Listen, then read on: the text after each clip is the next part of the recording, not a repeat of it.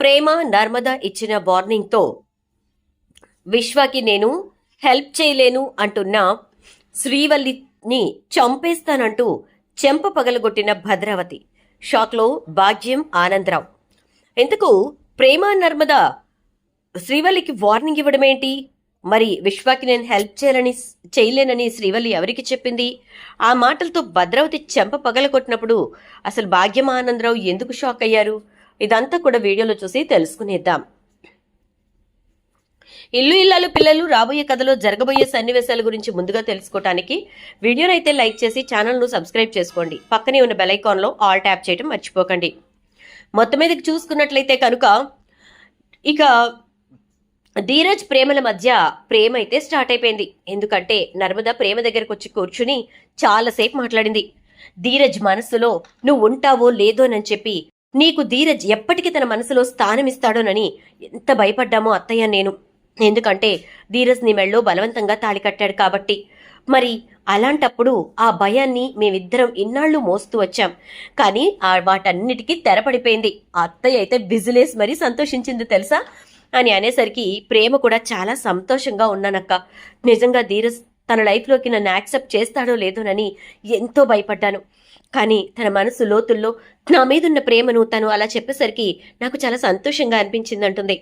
ఇక ఈలోపు బట్టలు పిండి ఆరేస్తూ ఉండగా ధీరజ్ రావటం, ధీరజ్ తోటి ప్రేమ కాసేపు మాట్లాడడం, అలా ఇద్దరు ఒకరినొకరు చూసుకుంటూ ఒకరి ప్రేమ మత్తులో మరొకరు మునిగిపోతూ ఉంటారు. ఇక ఇలా ఉండగా ఇక్కడ వల్లి అయితే ఈ ఇంటిని ఆ ఇంటిని ఎలా కలపాలి, విశ్వ బండోడికి ఆ అమూల్యని ఎలా సెట్ చేయాలి అని చెప్పని ఆలోచిస్తూ అమూల్య దగ్గరకు వచ్చి తనకేమైనా ప్రేమ వ్యవహారాలు ఉన్నాయా, లేకపోతే ఎవరైనా తనకి ప్రపోజ్ చేశారా, ఇలాంటి విషయాలన్నీ అడిగిన తర్వాత ఇక విశ్వ గురించి మాట్లాడటం మొదలు పెడుతుంది. వాడు దొన్నపోతుని బయట కట్టేయకుండా ఇంట్లో కట్టేశారేంటా అనుకునేలా ఉన్నాడు. అలాంటి వాడి గురించి నాకెందుకు వదినా చెప్తావు అంటూ ఉండగానే ప్రేమ వస్తుంది. ప్రేమ విషయం మొత్తం గ్రహించి ఇక వల్లితోటి ఎందుకు నువ్వు అమూల్య జీవితాన్ని నాశనం చేయాలని చూస్తున్నావు, మా అన్నయ్యతోటి మాట్లాడమని చెప్పి మా అన్నయ్య వంక చూడమని చెప్పి ఎందుకు చెప్తున్నావు అంటూ ఉంటుంది. ఈలోపు నర్మద వస్తుంది. ఏమైంది ప్రేమ అనగానే వల్లి అక్క కొత్త ప్లాన్ ఏదో చేస్తోందక్క అంటుంది. ఏం చేస్తోంది అంటే అమూల్యతోటి మా విశ్వ అన్నయ్య గురించి చెప్తుంది. అసలు వాడు వెధవ, వాడికున్న కోపానికి అసలు ఎవరూ తట్టుకోలేరు. అలాంటిది వాడి గురించి అమూల్యకు చెప్పడం ఏంటి? మీ బావ నిన్ను చూస్తున్నాడు, మీ బావ నీతో మాట్లాడాలనుకుంటున్నాడు అంటూ రాయబరాలు నడిపిస్తోందక్క అనగానే ఏంటి బల్లక్క కుదురుగా ఉండలేకపోతున్నావా? ఇందాకే చెప్పాను కదా, ఆ ఇంటికి ఈ ఇంటికి రాయబారాలు నడిపే పని ఏమైనా మొదలు పెట్టినట్టు నాకు గాని తెలిసిందంటే చంపేస్తానని చెప్పి అప్పుడే మర్చిపోయావా అంటుంది ఇక నర్మద. అబే సిసి, నేను అలాంటివి ఎందుకు చేస్తాను, నాకేమంత అవసరం వచ్చింది? అయినా ఆ ఇంటికి ఈ ఇంటికి మధ్యన పచ్చగడ్డైతే బగ్గుమంటదన్న సంగతి నాకు తెలదా ఏటి? మరి అలాంటప్పుడు నేను అలాగా ఆ విశ్వకి అమూల్యకి మధ్యన రాయబరాలు నడిపెత్తాను చెప్పు అని చెప్పని అనగానే అదే కదా, ఒకవేళ అలాంటి ఆలోచన ఏమైనా ఉంటే అర్జెంటుగా దాన్ని విరమించుకో, లేదనుకో నువ్వే బాధపడాల్సి వస్తుంది, మామూలుగా కాదక్కో అని చెప్పని అంటుంది. ఇక ఒక్కసారిగా చాలా భయపడిపోతుంది ఇక వల్లి అయితే. వామ్మో, వీళ్ళకి అనుమానాలు వచ్చినందుకే నాకు ఇంతలా వార్నింగ్ ఇచ్చేశారు.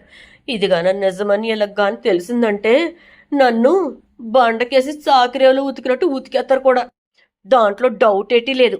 ఇప్పటిదాకా పోనీలే పోనీలే అని జాలిపడి నా గురించి మా అమ్మల గురించి మేము చేసిన మోసం గురించి బయటట్లేదు. ఏమాత్రం ఇదిగా నిజమని వాళ్ళకి కూతంత అనుమానం వచ్చినా ఇక అంతే సంగతులు. ఆ డౌటింగ్ తోటి మా మీద ఉన్న డౌటింగ్లు అన్నీ తీసుకొచ్చి మామయ్య గారి ముందు ఎట్టేస్తారు. అప్పుడు ఏటైపోతుంది, నా కాపురం కాస్త కొల్లెట్లో కలిసిపోద్ది. ఓసే అమ్మ, ఇప్పుడు నేను ఏడ్ చేయాలే అంటూ భాగ్యానికి ఫోన్ చేస్తుంది.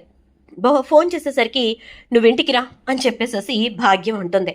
సరేనని బయలుదేరి వల్లి వెళ్ళడం చూసినటువంటి భద్రావతి ఇంకా విశ్వ ఇద్దరు కూడా వెనకాలే బయలుదేరుతారు. అలా బయలుదేరేసరికి ఇక వల్లి అయితే ఇంటికి వెళ్ళి భాగ్యంతో మాట్లాడుతూ ఉంటుంది.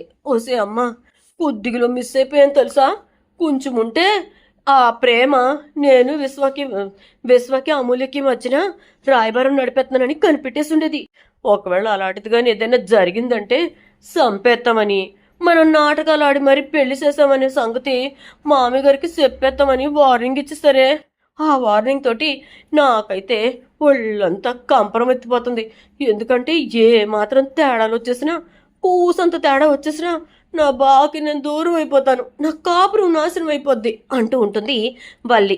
ఇంకా మాటలతోటి ఒక్కసారిగా భాగ్యం అయితే, చూడమ్మడు నువ్వెందుకు కంగారెడిపోతున్నావు, ఇక్కడ మీ అమ్మ ఉంది కదేటి నడపటానికి. సరే కొన్ని రోజులు ఆగు, అమూల్య మనసులోని యశ్వ గురించి ఆలోచించమని ఇత్తనం వేసావు కదా, అది నిదానంగా ఒక్కో సుక్క నీరోసి బెల్లగా పెరిగేలాగా చెయ్యి. అప్పుడు ఆటోమేటిక్గా అమూల్యల్లి ఆ విశ్వ ఒళ్ళో పడిపోతుంది అనగానే, నా వల్ల కాదే అమ్మా అనగానే, చూడమ్మడు ఇప్పుడు మన వల్ల కాదన్నాం అనుకో, ఆ భద్రావతి గారి వాళ్ళకి డబ్బులు ఇవ్వాలి, మనం ఎక్కడి నుంచి తెచ్చిచ్చేస్తాం అంటుంది భాగ్యం. మంచి మాట చెప్పావు భాగ్యం అంటూ భద్రావతి లోపలికి వస్తుంది. వచ్చేసరికి భద్రావతిని చూసిన వల్లి, మీరేటండి ఇలాగొచ్చారు అని అంటుంది. చూడు ఇప్పుడు చెప్తున్నాను విను, విశ్వతోటి ఆ అమూల్యకు పెళ్లి జరిగి తీరాలి. అలా జరగడంలో ఏ మాత్రం తేడా వచ్చినా చంపేస్తాను, అర్థమైందా అని అనగానే, అదేటండి అది, 2 కుటుంబాలు కలవటం కోసం పెళ్లి చేయాలి అన్నారు మీరు, అందుకోసమని సరేనన్నాను నేను, మీరు ఇప్పుడేటి వార్నింగుల దాకా వెళ్ళిపోతున్నారు అంటుంది భాగ్యం. చూడు నువ్వు ఒక్కాకు చదివితే నేను 10 ఆకులు చదివాను, అర్థమైందా? నా మనసులో ఉన్న ఆలోచన ఏంటో, నేను ఏ ఉద్దేశంతో ఈ పెళ్లి చేయాలనుకుంటున్నానో అది నాకు మాత్రమే తెలుసు.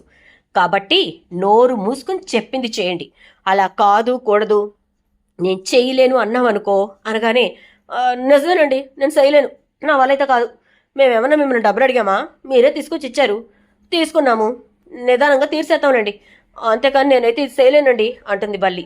దాంతో భద్రావతి వల్లి చంపని చెళ్ళుమనిపించి, చెయ్యలేను కాదు చెయ్యాలి, నువ్వా పని చెయ్యాలి, మా విశ్వ అమూల్యని పెళ్లి చేసుకోవాలి, దాన్ని మా ఇంట్లో పని మనిషిని చెయ్యాలి, ఆ రామరాజు గాడి పొగరడచాలి, ఇది మా కాన్సెప్ట్. ఇందులో ఏ మాత్రం తేడా వచ్చినా మీ ముగ్గురిని చంపి పాతరేస్తాను జాగ్రత్త అంటుంది భద్రావతి. ఓలమ్మోలమ్మో, దీని వెనకాల ఎంత ఫిట్టింగ్ ఉందని నాకు ఇందాకెప్పుడో అనుమానం వచ్చింది అమ్మ, ఇప్పుడు చూడు ఏటైనాదో. ఏ మాత్రం కొంచెం తేడాలు వచ్చి మనమే ఇదంతా చేసామని మామయ్య గారికి తెలిసిందంటే నా కాపురం కొల్లేట్లో కలిసిపోతుందే అంటూ ఏడుస్తూ ఉంటుంది వల్లి. ఆ మాటలతో భాగ్యం, నేను ఏదో ఒకటి చేస్తానులే అమ్మడు, ఏండి మీరు వెళ్ళండి, నేను మా అమ్మడికి చెప్పి ఎలాగోకలాగా వాళ్ళిద్దరికి కలుపుతాను, కానీ మీ తర్వాత మీ తిప్పలు మీరు పడండి, మమ్మల్ని మాత్రం బయట వేయకండి అంటుంది భాగ్యం. ఇలా మొత్తం మీద భద్రావతి వార్నింగ్తో భాగ్యం ఆనందరావు షాక్ అవుతారు.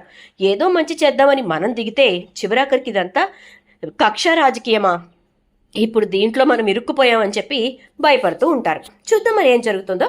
వీడియో నచ్చితే లైక్ చేయండి, వీడియో షేర్ చేయండి, ఛానల్ సబ్స్క్రైబ్ చేయండి, పక్కనే బెల్ ఐకాన్లో ఆల్ ట్యాప్ చేయండి.